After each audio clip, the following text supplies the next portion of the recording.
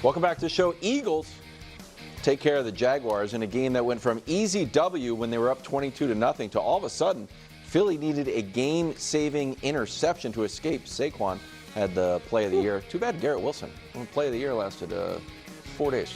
Oh, I don't even know if Saquon had the play of the game. I thought Devontae Smith's catch might have been the play of the game. That was an impressive catch. That was pretty unbelievable. Jalen Hurts has 3 TDs, around 300 yards. Saquon goes from Must have been an easy win. Two TDs. Here's Jalen postgame. To this point, we've been able to learn from our mistakes, and we've shown that, and we've grown, and we've continued to excel, and I think there will be a lot of takeaways and a lot of opportunities to learn from what we experienced today, good, bad, or indifferent. So I think we can't be foolish about it, and just let it be what it is. That's not the approach. There's no satisfaction. A lot of song lyrics there. Also, an all-time way to get to 28 points. Not many games in NFL history involve 4 touchdowns, a field goal made, and 28 points being scored. You score 28 a lot, but not usually this way. More or less faith in Philadelphia? Well, can I settle this debate that's been going on all morning and afternoon about Barkley's play? The best play of the year, best play people have ever seen. This is what it is. Because I agree with Nick. Devontae Smith's catch was better. This was the most athletic feat that I can recall seeing in a football game. Yeah, so play of the year. It's a difference. Play of the year is usually a scoring play, a big, game-saving tackle. You know what I mean? Play of the year. Athletic feat, that is just remarkable. Almost. Athletic. Yes, that's what that is. That was an incredible athletic feat. But it was a 12-yard game, 15-yard game with it. It can't be the play of the year. It's just incredible. We weren't Greg, supposed to where you at on that? That's play of the year. That's a wonderful, spectacular, athletic play. Yeah. Play of the year? That's play of the, How? the ultimate sign of respect for a player from an opponent is when you want to stand up and watch what they do. When you make a play like that, players are like, what I miss? Like you see that in live action. Right. We're not even talking about this move right there. That was crazy. It was a spectacle. Can I just add something since I didn't know we were going to do the play and then we can get to the actual question? Much like whenever I see some video go viral of someone riding a motorcycle doing a handstand. Oh yeah. I'm like, okay, that is actually going to end terribly for the next 100 people that try it. Exactly. We're about to see a spate of high school and college players attempting this, and it's going to go. Well, that was pure instinct, I mean, it was great. But okay, but Brew, the question. But yeah, I'm where I've been on the Eagles. You guys know I picked them to win the division. Now, they may not do that, but they're clearly going to make the playoffs. Look like a playoff. They're a very good team. Detroit right now is clearly the best team in the NFC. I would put the Eagles, give them a chance against anybody else in the NFC right now. So they're playing well. Saquon has been spectacular. He has had the McCaffrey-like impact on the team. You called that a long time ago. That one you did call. And he's opened up, you figure the run game has opened things up for Hurts. Now they're a run-first team, and Hurts looks great. It's a bounce-back year for Hurts.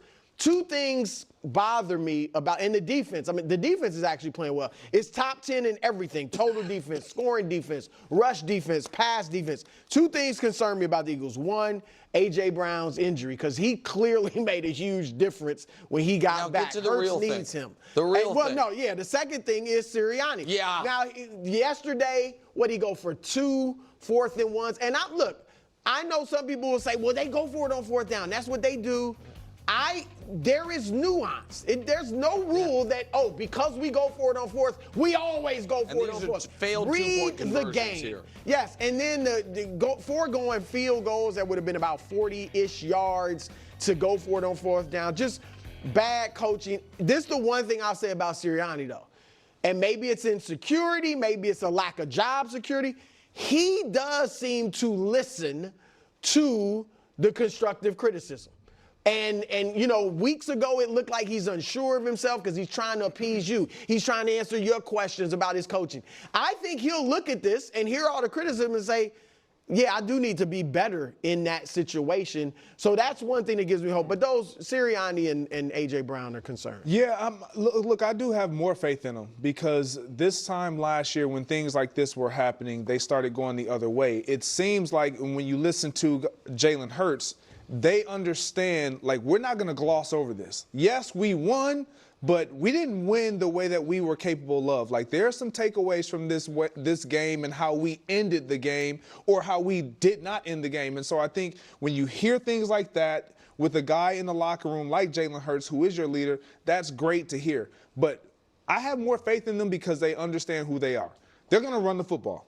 We know they're going to run the football. And despite A.J. Brown being hurt, who obviously is a huge impactful player on their offense, they still can get what they want when you set it up with the run and how impactful Saquon Barkley has been in the backfield, out of the backfield, and allowing other guys to get open. So he opens things up for Jalen Hurts. He opens things up for, obviously, their perimeter guys. Sirianni, that's a whole nother discussion. Well, no, but it is. I mean, it's a real discussion. It's a real discussion, but I agree with you. Like, my faith in Sirianni was already a 0 out of 100, so him being a 0 out of 100 doesn't lower my faith. It was built in.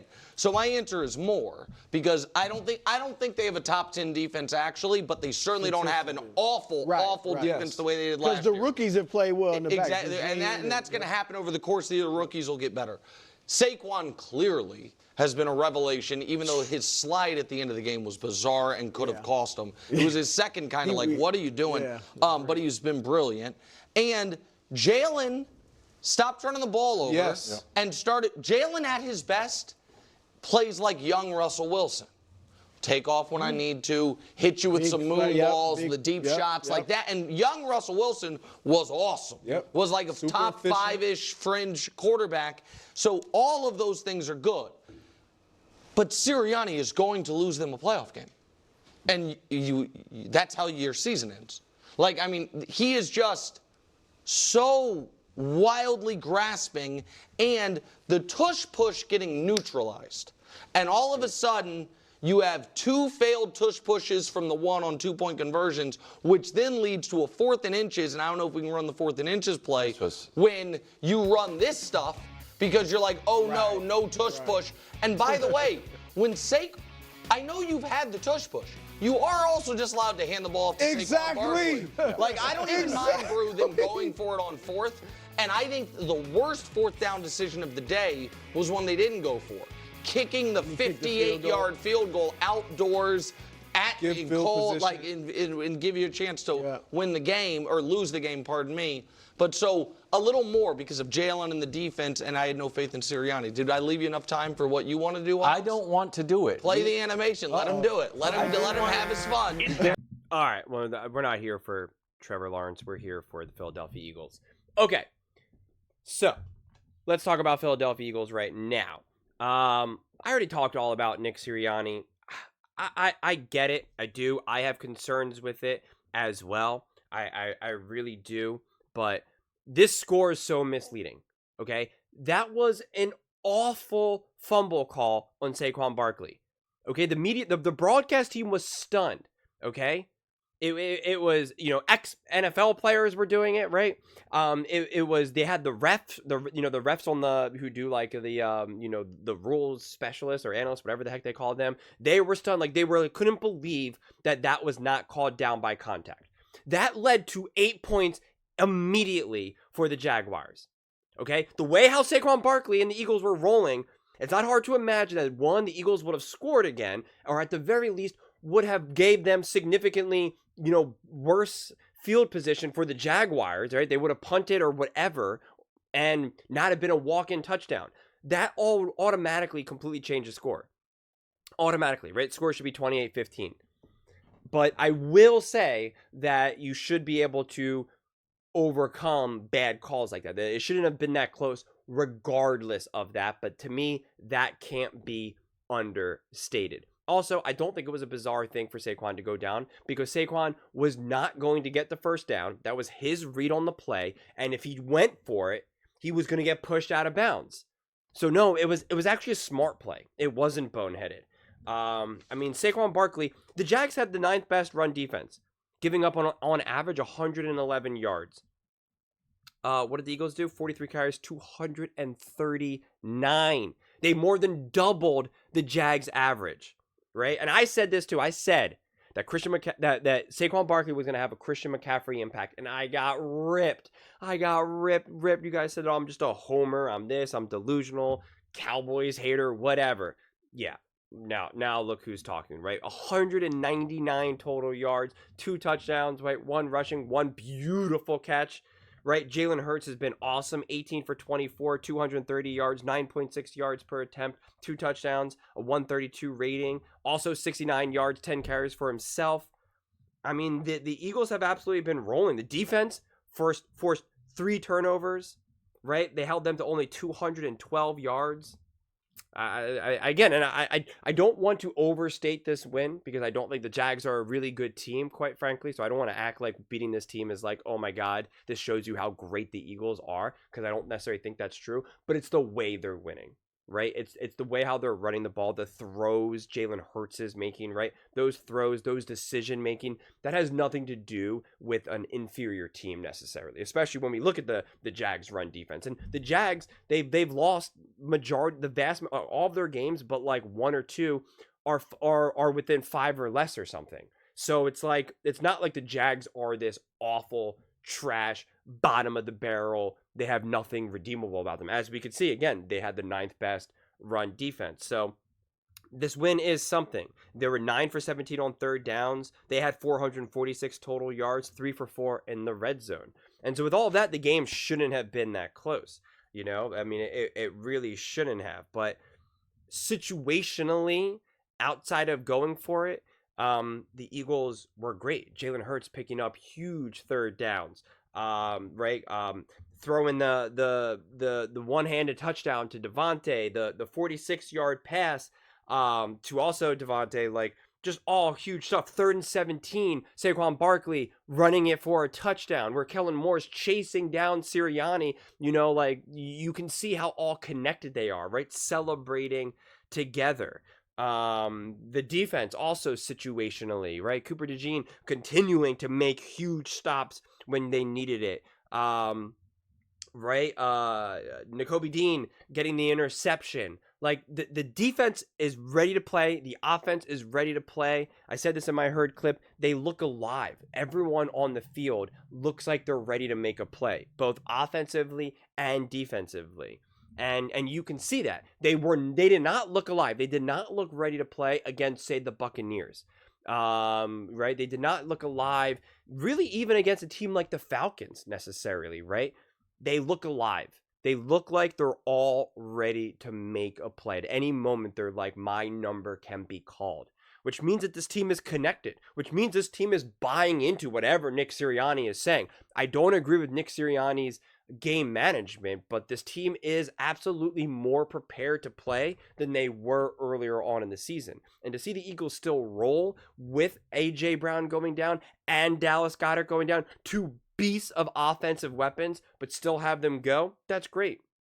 And Nick Sirianni does listen to his team, because the team had a meeting where they were like, we want to run the ball more. And they did it, right? Like, Lane Johnson, I believe, led that charge, and that is what they're doing.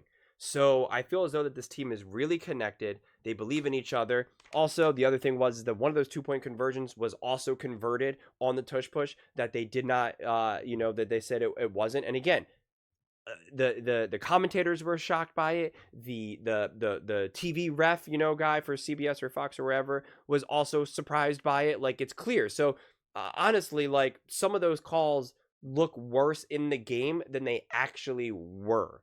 But again, I do admit some of the game management was not very good. So if you have more or less in faith in Philly, the answer is without a doubt more faith in Philly, because of how they're playing now, right? That they're actually prepared, they're actually ready. The execution is there. The next step, the next domino to fall, is to have better game management from Nick Sirianni. If they have that, then the sky feels the limit. But there is that belief that Nick Sirianni will cost this team a loss. And I take issue with Wild's saying, oh, they needed a game-saving interception. If they got that, if the Jags got that touchdown, then the Eagles would have had the ball with like 1:40 left. And the way their offense was going, the way their defense was going, the way Jalen Hurts was managing that game, being both a game manager and a game breaker, all they needed was a field goal. All of a sudden, we're saying that the Eagles can't do that? Like, no. That's what I'm trying to say. Like you would actually have faith and trust, because I was watching that game and I was thinking, okay, the Jags end up scoring a touchdown here. The Eagles will have the ball back, and hey, that's actually a pretty great place to be in.